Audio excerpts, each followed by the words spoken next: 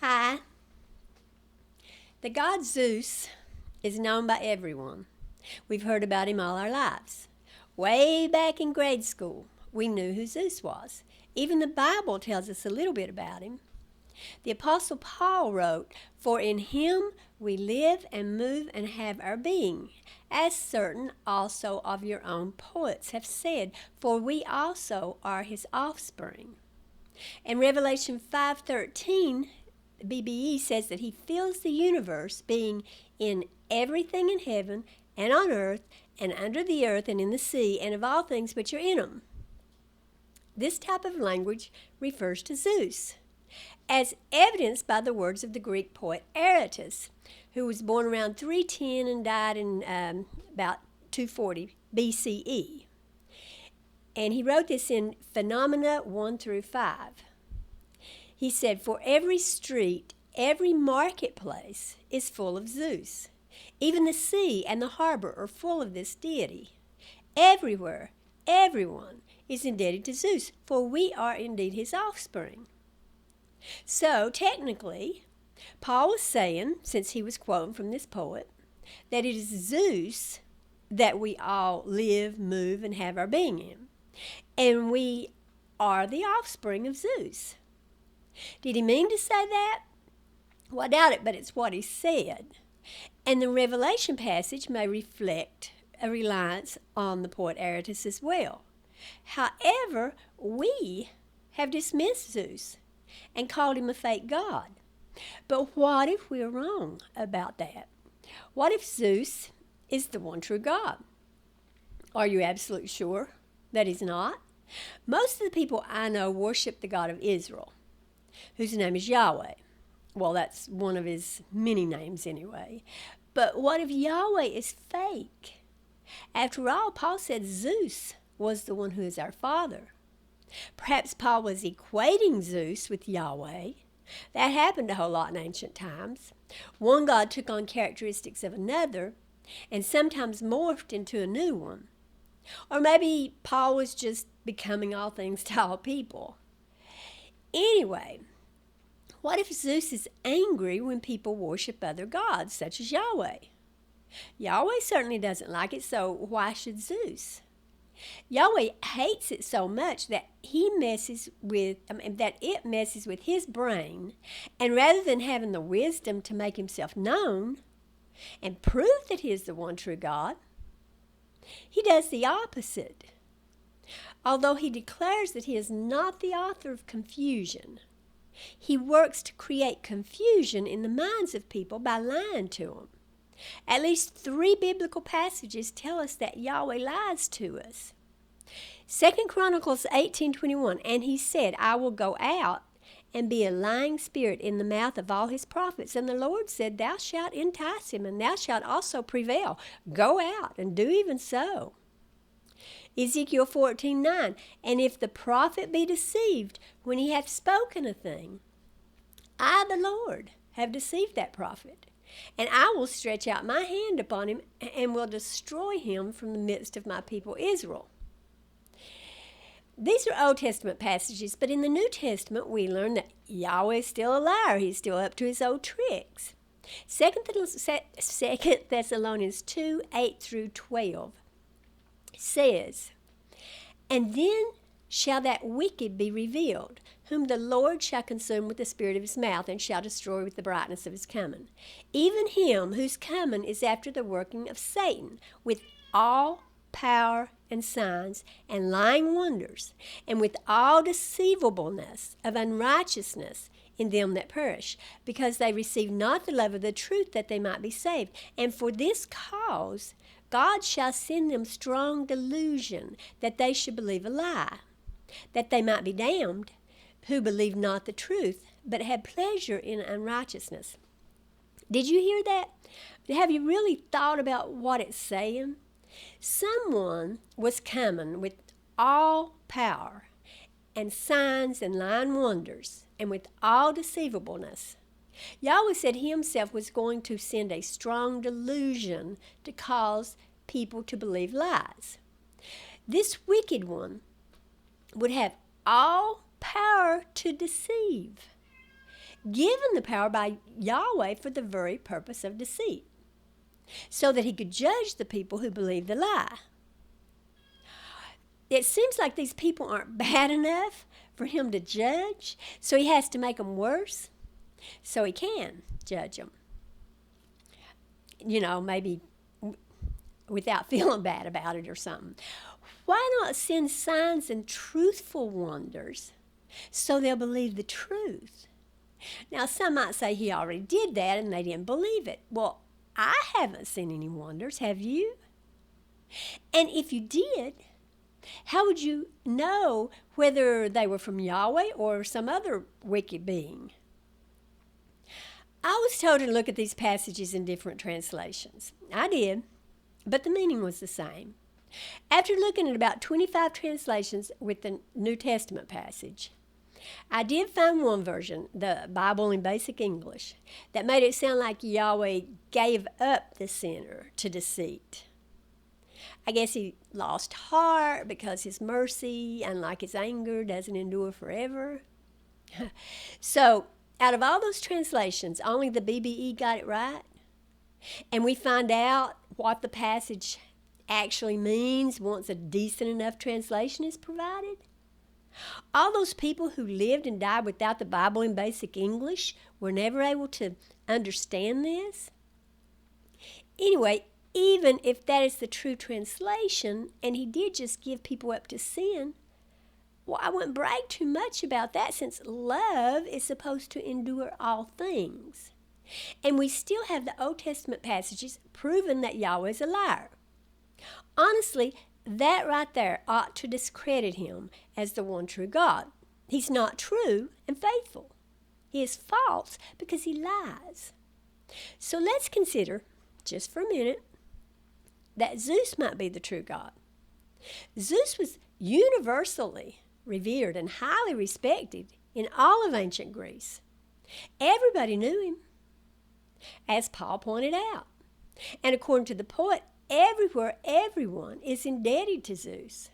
So, as the Bible says about Yahweh, we're without excuse if we don't believe in Zeus and obey him, right?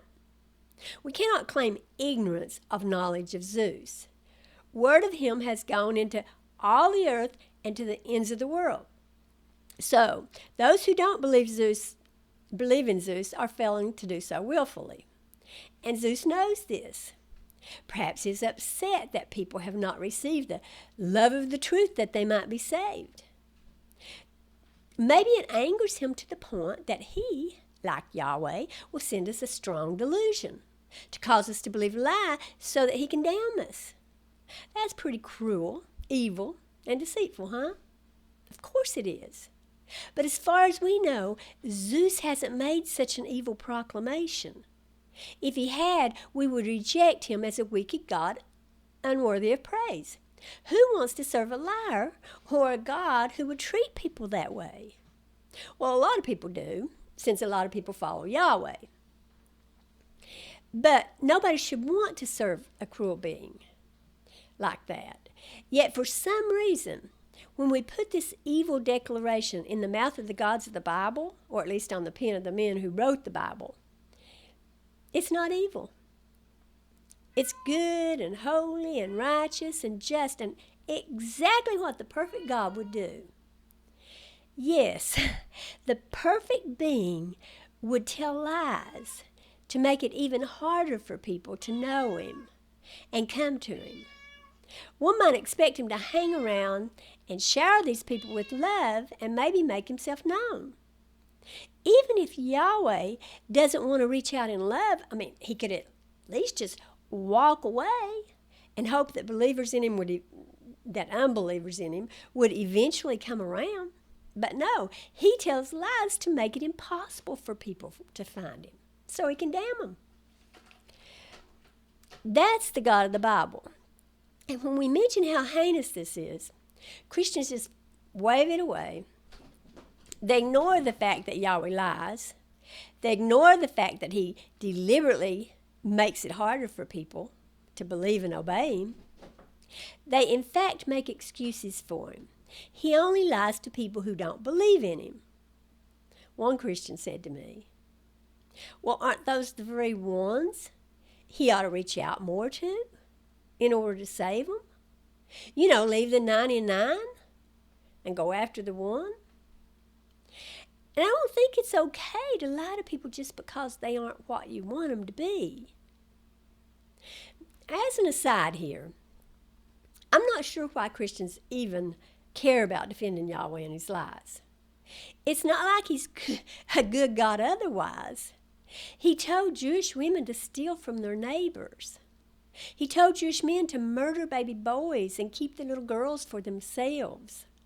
He gave them permission to buy and sell human beings, consider them property, and bequeath them to their children. Besides all that, Yahweh is wrathful. As I said earlier, his anger endures forever. He's vengeful. He punishes little babies for the sins of their fathers, even to the fourth generation. Think about that kind of grudge, that kind of injustice. Imagine your great-great-whatever grandmother, we'll call her Miss Kitty, was a call girl in a brothel way back in 1850. One day your great-great-whatever grandpa, we'll call him Matt Dillon, walks in and she catches his attention. He spends some time with her and your next ancestor pops out. Now Miss Kitty and Matt Dillon have broken Yahweh's laws. So now you, born in 1970, have to be punished for that. You come out of the womb with weak eyes and hearing in only one ear. Yahweh has set it up that you'll marry a sweet girl whose ancestral mom, and pop also weren't perfect, and she dies bearing your first child. Your child can't hear well either, because he also must be punished, and he runs out in front of a car when he's 3 years old, and he dies after lingering in pain for a week or two. You're so distraught that you can't work. So you lose your job, you lose your house, you lose your car. You end up on the street with pneumonia and die at the age of 43. You tried to live a good life. You even worshiped Yahweh with every fiber of your being. You didn't do anything to cause all these calamities to fall upon you. So Yahweh didn't take away your free will. He simply knew the plans he had for you, plans to make you suffer and give you no hope and no future, all because of the actions of people you never laid eyes on. You don't believe your loving God would do this? I, the Lord thy God, am a jealous God, visiting the iniquity of the fathers upon the children unto the third and fourth generation of them that hate me. And remember King David's little son who lingered sick for a week before Yahweh snuffed out his life, all to punish David? Yeah, you remember. Now tell me, what's a little lie compared to all that? Admit that Yahweh is a liar. It's not his worst sin. Christians believe Yahweh is the true God. But considering this strong delusion passage, as well as the two passages from the Old Testament, we know, as I've said, that Yahweh is a liar. That's just a fact, according to the Bible. So think about this. What if Yahweh is the strong delusion? And not necessarily coming from Zeus, but perhaps from Draco, the dragon who resides in the sky with Hercules, the son of Zeus. The dragon whose head Hercules crushes and who bruises the heel of Hercules. Yeah, like Jesus and the serpent. How would you know the difference in Zeus and Yahweh? If Yahweh can and does lie to people, maybe other gods or demons do the same thing, and maybe you simply are deluded into believing in Yahweh. If others can be deluded, why can't you? You never thought about that, did you? Again, we know because the Bible tells us so, that the God of the Bible is a liar. So we know we can't trust him, and also know that, since he's a liar, he's most likely not the true God, and is definitely not a God we should revere. And no, I'm not making this up, nor am I twisting what is said. The Bible declares that Yahweh, who cannot lie, is a liar. He lies. To continue to be repetitious, that's the facts of the matter, according to the Bible, which is Yahweh's own word, right? Yahweh admits to being a liar, when he's not denying it at least. Well, interestingly, according to the Bible, all liars have their part in the lake which burneth with fire and brimstone. So I guess that includes Yahweh. And maybe Zeus is a liar too. Well, Zeus did do a lot of cheating on his wife, Hera, and tried to deceive her about it. So he does lie. Therefore, since Zeus does lie, maybe Yahweh is Zeus's lie or strong delusion. Of course, the truth is neither Zeus nor Yahweh exists. And the real question is, why do people think either exists? Well, thousands of years ago, people didn't have the internet. They didn't even have books, and most of them couldn't read. Well, maybe none of them could some thousands of years ago. But anyway, they told stories about what they saw in the heavens and on the earth. What else did they have to do? Imagine that a story is told 5,000 years ago. It keeps getting repeated and changed and becoming more exciting as time goes by. After a while, people don't know if it's true or not. Maybe it's even based on a real person, but it's become exaggerated. Think about Jesus, for instance. Even if he lived, nothing at all was written about him during his lifetime. And in the book of Mark, we don't see the fantastic virgin birth or resurrection from the dead. But the story grew by the time Matthew and Luke were written. And since none were written until after Jesus supposedly lived, and people of that time were superstitious, naturally people would believe the tale might be true. Do you know if Paul Bunyan was a real person? How about John Henry? Well, maybe he was real, but are the stories about him true? And what about King Arthur?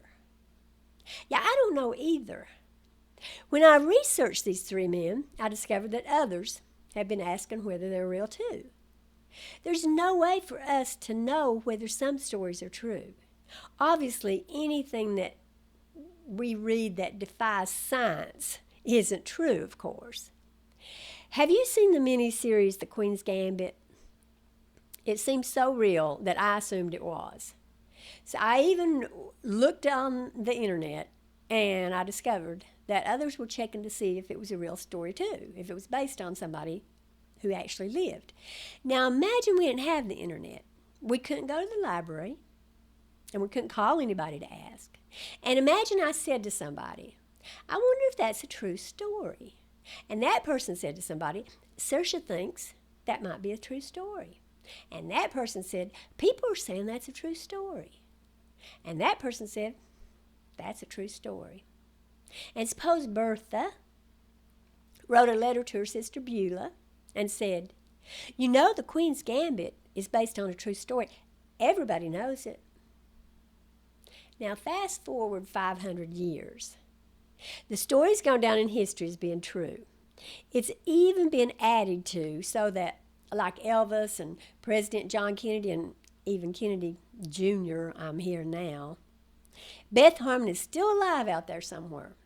And she's winning every chess game she plays. And somebody happens upon that old letter from Bertha to her sister Beulah. Lo and behold, they found the proof. A letter from St. Bertha to St. Beulah, proving beyond a shadow of a doubt that Beth Harmon was a real living person. And she is declared the patron saint of chess players when she does finally die, to be prayed to and revered throughout history. It could happen. Well, you know it could. Even with the internet, it could happen. We can all believe anything we want without proof. That's called faith. And for the most part, it doesn't matter. Nobody expects me to pledge my loyalty to King Arthur Nobody urges me to confess Paul Bunyan. Nobody tries to force John Henry's morality upon the masses with threats of burning forever. And nobody tells me I have to learn to play chess in order to be saved. So as long as people understand that they're walking in faith and not in knowledge, and don't try to force their unproven beliefs on others in the government, the schools, and the marketplace, it's fine. They can worship Zeus or Yahweh or Odin or Bigfoot or the Loch Ness Monster all the livelong day.